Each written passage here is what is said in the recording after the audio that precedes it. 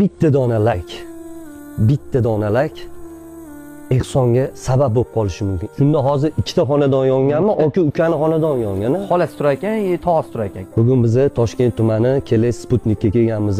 Yashashga bitta xonadon yo'q. Yashashga bitta rag'man qo'shnilari yaxshi ekan, hasharga chiqib kelib yordam berishyapti. Qo'shnilari joy berishibdi yashab turishga.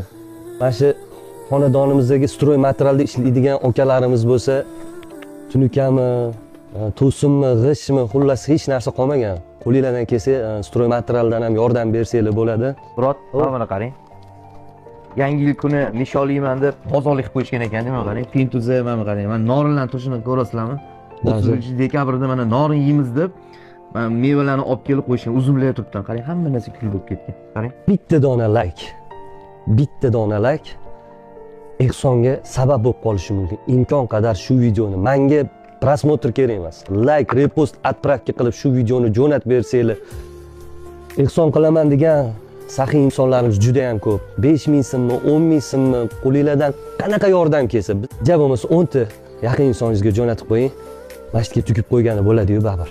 Shu xonadon haqli deb hisobladim do'stlar.